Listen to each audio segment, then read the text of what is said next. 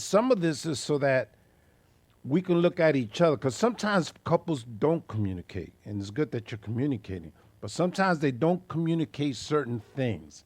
Like, well, I don't think I should tell her this, or tell him this, or, well, I don't know how they're going to react if I do say this, and so forth. And so they don't communicate. So this little exercise was kind of to get you leaning that way so that you can actually start some communication and actually see some, oh, really? I didn't know that you like that in romance. I thought you just like flowers.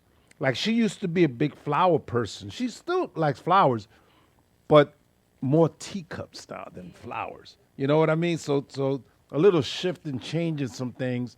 And so it's not a bad idea to start looking. People do kind of change at times, or sometimes we need to change because relationships usually die because of lack of change. Okay, and I don't mean bad. I mean there should be some changes within the relationship so we can go forward, keep more excitement and fire burning within the relationship. So anyway, that's what this is kind of what it's about. Okay, and for let me tell you, young man, women when they reach a certain time in their age, there's a big change. And so for us guys, we think we got it figured out. I got to figure it out. And then that happens and it's like, I'm back to square one. You know? Now, yeah, I'm back to square one. But instead of taking it as, gosh darn, I'm back. No, it's a new adventure now. Now I got to, some of this, yeah, bonus is some of this might have changed now. And so now I got to kind of relook at some of this. Well, she doesn't like doing that no more. She kind of likes doing that now. You know what I mean? And it's my job to kind of search that treasure that God has given me, kind of search those treasures out. And we can't get lazy, guys. We kind of tend to get lazy because see, we got this. So we're like, I got her, man. I'm good. I already got her. And that's a mistake in our part to think that way. That well, I got her, so ain't no big deal. So we trust that she's always going to be there. So it's all good, and we're not really thinking about her the way we should, and that this is a person that God is a gift that God has given you, and it's this team, this two becoming one team that we have to work together on, and we're going to see a little bit more of that today. All right, this shit here, the blueprint, marriage blueprint. I didn't say what you think I said. It sounded. That's my Puerto Rican coming out. My Bronx accent. I'm sorry. I apologize. Marriage blueprint. That first box at the top there says vision, right? We should have a vision. Okay, your marriage should have a vision. Okay, like kind of you sit down together and say, where are we going? What are we doing? I mean, has God called us together to do something? Well, we already talked about that yesterday. That, yeah, God has called you as couples to do certain things. I know for us, our vision was that we're going to do stuff like this. We're going to teach marriage classes, but that's us. You guys may have a different type of call. So that's something you guys got to kind of pray about and talk about. What is the vision for our marriage? Is it just raising kids and that's it? Should be more than that. Okay, it should be more. Financial goals. You should have some financial goals together. Believe me, there's 5 things that couples fight about. Every couple. Money, job, okay, the kids, sex, and job related type work, or I should say household chores. Those are the 5 like standard. There's other stuff, but those are the standard 5 every couple goes through. Okay, so you got to have some type of financial goal for the future. We're retired right now. Retired. We don't work, but we had a goal. We actually got together and said, hey, this is our goals financially, and we're gonna do. By this time we're gonna be able to retire, and we're gonna go do this. And we like traveling, and so we were able to do that. But you got to have some type of financial goal. Otherwise, money tends to really drive people apart, And so you got to have a handle on the spiritual goals. What are some of our spiritual goals? Should we be teaching a Bible study by now. Am I at the point now that I should be, you know, maturing some more in my walk? Because we should not just remain the same and just be satisfied that, okay, I'm good. Me and the Lord, we're good. I don't know about you, but God is so vast and so powerful. I'm constantly trying to learn something new from God. And we should have that type of drive. Relationship goals. What kind of relational things we have? Well, the kids are going to be involved in there somewhere. If for those of us that still have kids at home.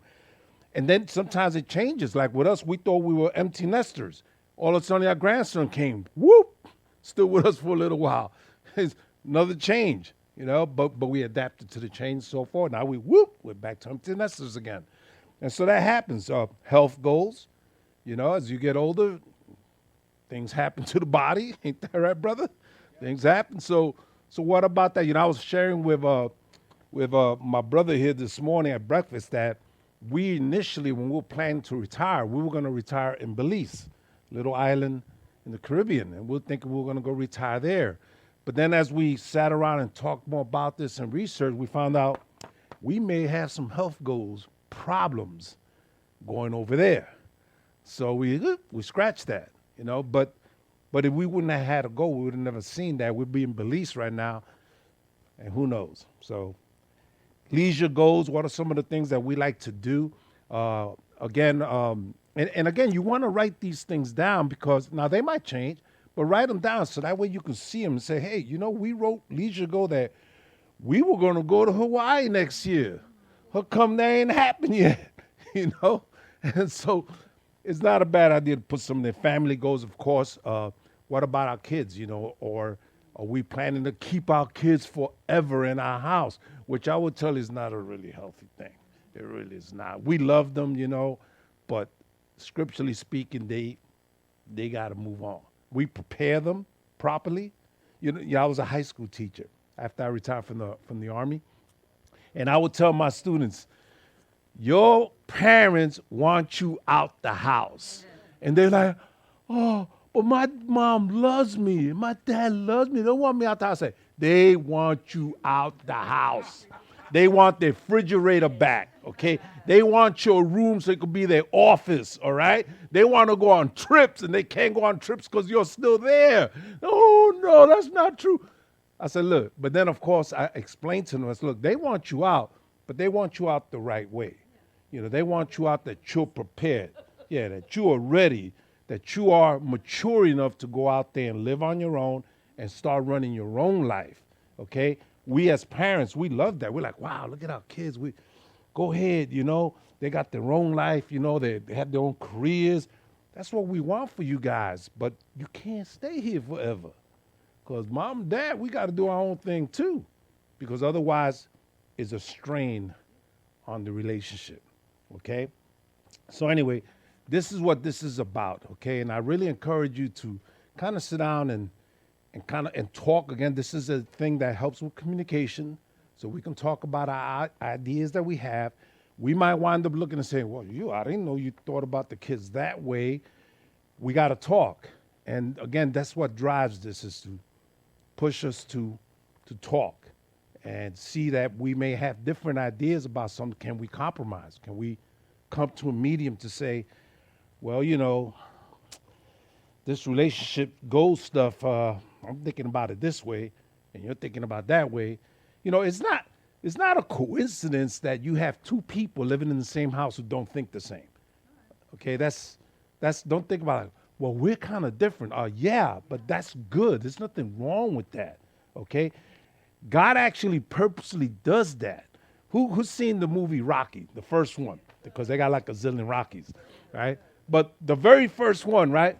Rocky, and I'm stealing this from my wife. She's the one who taught me this, because she used this one time in a teaching we did. I was like, wow, that's great. I got to use that. And so I'm borrowing, if you don't mind. In the movie Rocky, the very first one, when he's in the meat market and he's punching the meat, and Paulie's telling him, Rocky, what's up with you and my sister? What's going on with you and my sister? And so, 'cause you remember Adrian? And so he tells Paulie, well, she got gaps and I got gaps. And when we come together, we fill our gaps. And I was like, how prophetic is that, man, from Rocky? So true, because she has gaps. I got gaps with these two different people. But when God put us together, it was to fill those gaps.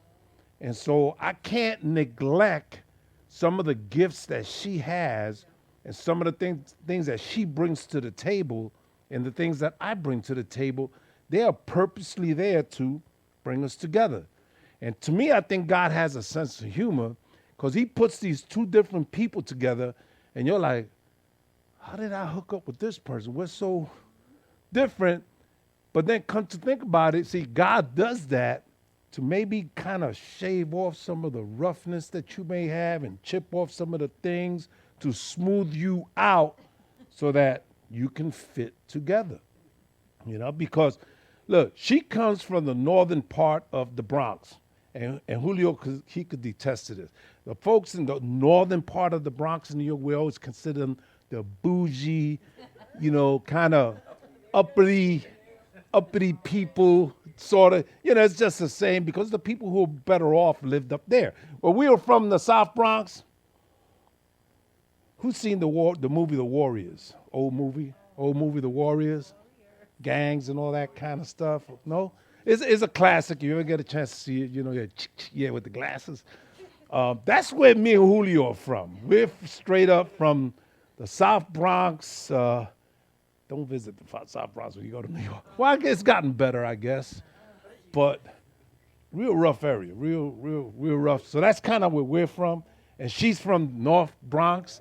So when I met her, even my friends were like, you know she's from North Bronx. She don't even talk like us, you know? And I'm like, well, this is my girl. And they were like, dude, she ain't like us, you know? And it's true, she wasn't like us in a sense, but that was God's plan. And like I said, we had some gaps and didn't realize it till later on that I said, you know what, she compliments me. Roll that romantic tape for me, please. I am a man, and I am romantically challenged. My wife is from Venus, and I am from Mars. But we must learn to live together on Earth. Although I don't like to talk or share my feelings, I am here tonight to do both, because I love my wife. Who's up? Hi, my name is Dan, and I am romantically challenged. Hi, Dan. Dan, I want you to share your feelings, even though it goes against everything you stand for as a man. I tried the trick that Jerry taught us last week. A trick is what a two-bit magician does at a county fair. Jerry was given a technique, and a technique... Hey, Dr. Phil, let him finish. So anyway, I decided I'd use Jerry's technique last week. My wife came to me all exasperated and pulled her hair out and whatnot about her job. And I used Jerry's words exactly. I said, now honey, what do you want me to do? Do you want me to listen or fix it? And what'd she say? Listen. Fix it. And so anyway, I tried to listen. I really did. But in the middle of listening, I came up with a 7-point plan to fix it. I'm so ashamed. It's okay, Dan. Hey, you're multitasking, all right? And that is very hard for your untrained one-track man brain to do. Feel proud of that, all right? Who's next? Hey, I'll go. Hey guys, I'm Jerry, and was romantically challenged. Hey, Jerry. Hey. Yeah, I actually went through the program, and now I'm a real romantic, according to someone at home. All right. Okay, Jerry. Remember when we talked about how we're supposed to love our wives like Christ loves the church? Well, gentlemen, mission accomplished. Okay? This weekend, I saw some extra charges on Cindy's bank card. So, yeah. But I, instead of yelling and screaming like I normally would, I acted in a more Christ-like manner. So I simply turned over her nightstand and her scrapbooking table and said, "Get out of here, money changer." I was like, "Get out of here." I don't think that's what the Ephesians 5 passage means. Oh, okay. I'm sorry, Bill Gates. Who are you? No, I think when it says that we should love our wives like Christ loved the church, That means that we're supposed to serve and sacrifice. Hey, I was cleansing the temple. I was cleansing the temple.